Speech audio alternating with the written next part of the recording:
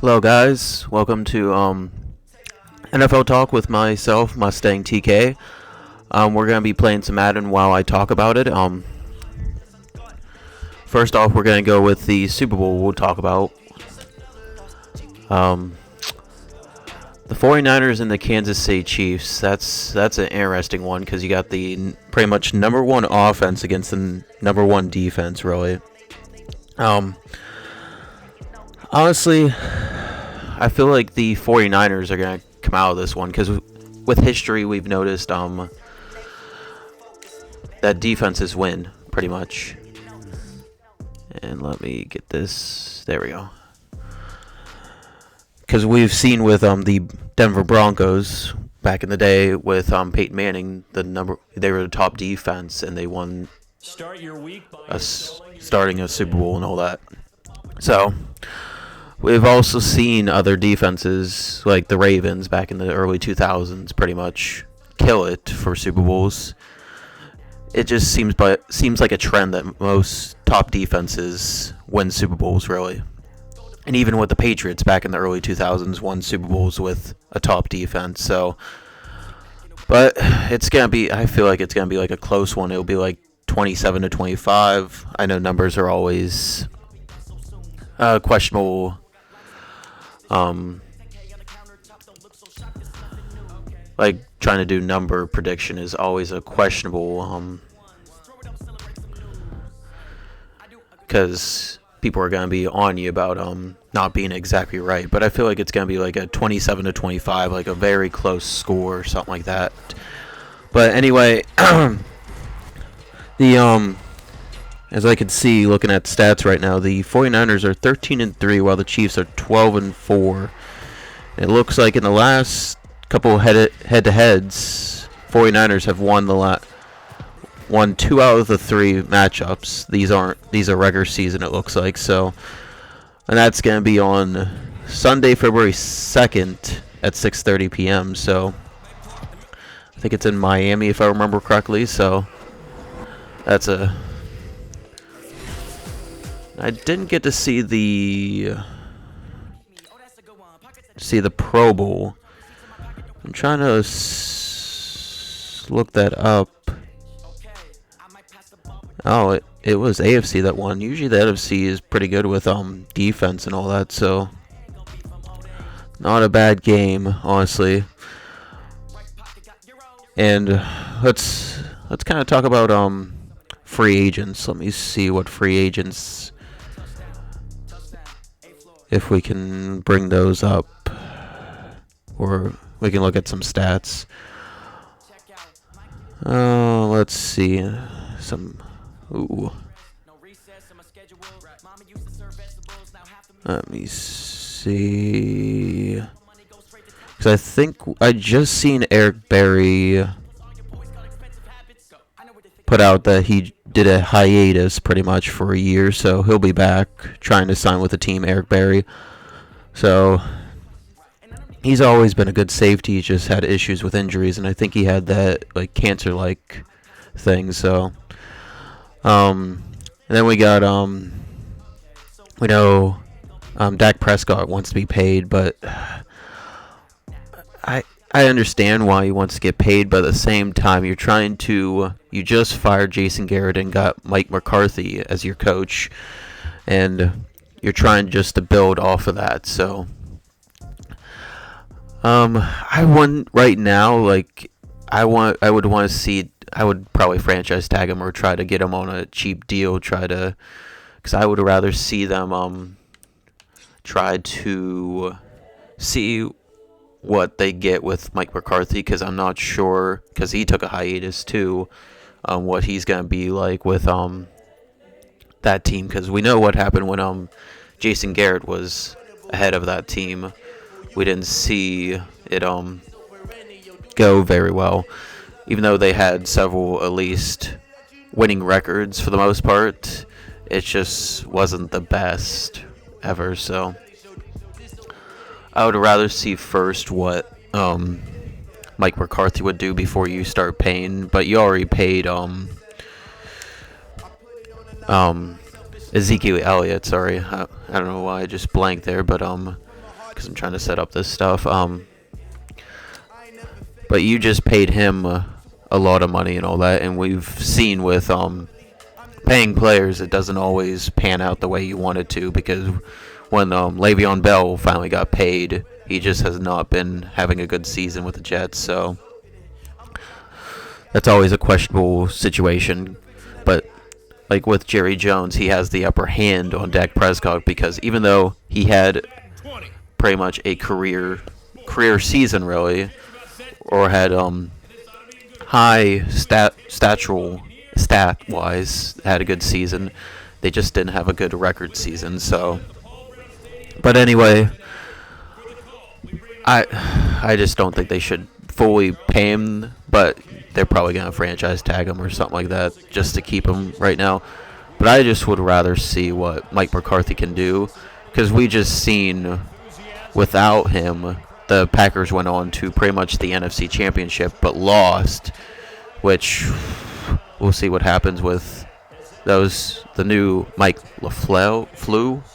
Sorry if I said that wrong, but it looks good for them, but as a lot of commentators for the NFL have said, they didn't play top teams. Like, they were below, they were at least 500 or below. Like, they didn't play a lot of those teams, so their schedule was weak, some people would say. So, but honestly, you can't be mad about how the Packers did, because it's good that you make the pretty much the playoffs anytime you get to make it there. Let me get this. But anyway, I don't know. It's just going to be an interesting season, honestly, for a lot of teams. And yes, I am a Bengals fan, so that's one thing that I'll get ripped on in the comments about this. So, but let's talk about the AFC North. I always enjoy the NFC North, because it's always, you don't know who's going to win for sure. You can get a general idea, but you can't always get a... You honestly do not know at all who's going to win the NFC North. But it's going to be either the Ravens or the Steelers that win it, pretty much. So, and that's pretty much coming from a Bengals fan. So, but I kind of hope AJ Green stays, because I always enjoyed him. He was always a good player. He never had issues with him like some of these players. But like Odell Beckham Jr., and then the recent Antonio Brown situation. I'm not going to go into that at all, but it's just a bad situation overall for him and anyone else. So it's not good. But anyway, ooh, I might do another video about Antonio Brown, like a whole video, but I didn't like the whole situation with him. It did not look good for him or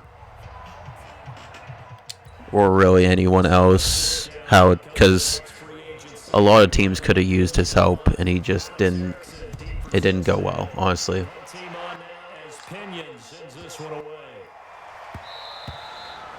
So I know this video's been a little out, kind of me going from point to point, but I'm just trying to get a little started somehow. So, and what way to at least have for kind of like a background thing is playing Madden, really. And excuse how I play, because I haven't played Madden since Madden 13 on like the Xbox 360, so that's how long it's been playing Madden. So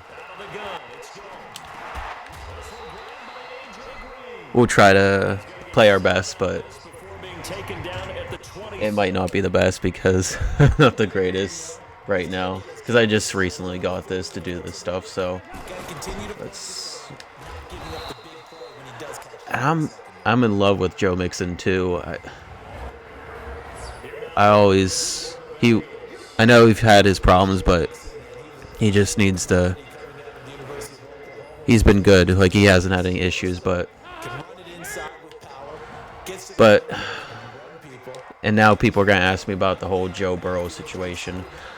I honestly feel like the Bengals should take a defensive player, honestly, instead of a quarterback, because I know Andy Dalton hasn't been good lately, but he's usually he's at least above average quarterback at least. So, but I know they're gonna pick him at quarterback because I think Zach Taylor is very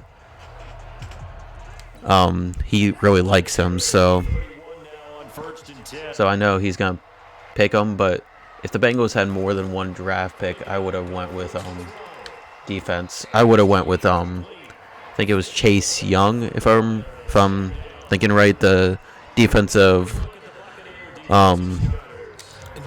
lineman from.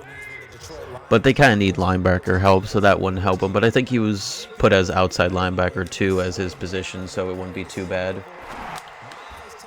So, but I think he's supposed to be projected like top 3 or something like that.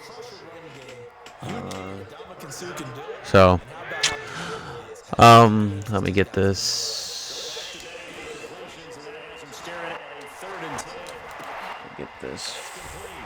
I didn't get the first down.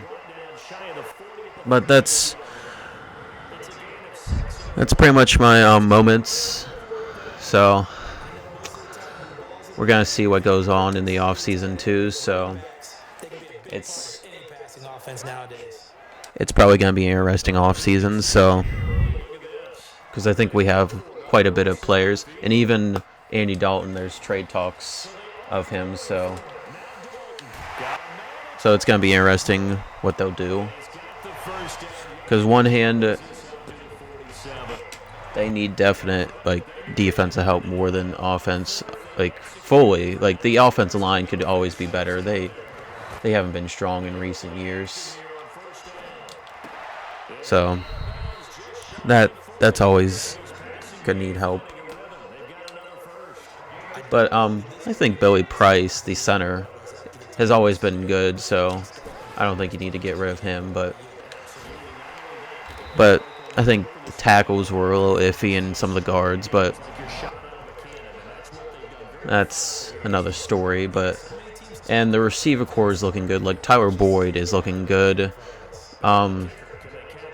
Ross, I don't know. They drafted I forget his first name, but Ross. That speedy receiver that beat, I think Chris Johnson's 40-yard dash record or something like that. He's always getting injured. I always was iffy about that when they went to get him, when Marvin Lewis decided to get him. But if he could stay healthy and be not really like an AJ Green, but be almost maybe a Julian Edelman or something, or even trying to think of speedy receivers, really. I think when Emmanuel Sanders started out, he was one of the fastest. No, maybe. Yeah. Or was it, trying to think. It was a Steelers receiver. Mike Wallace, that's it. He was one of the speediest receivers when he came into the league. So that would be probably, if he could be like that, that would probably be a better scenario for him. Than trying to be a number 1 or 2 receiver, be a slot receiver or anything like that. So hope you guys subscribe, like the video, and comment down below what your thoughts are on my takes a little bit here. We're just trying to get started out on this, so I might do more with should probably did a full game, but we're kind of on the 15-minute mark here. So this has been my least NFL talk with you guys. So I'll talk to you guys later, and see you next time.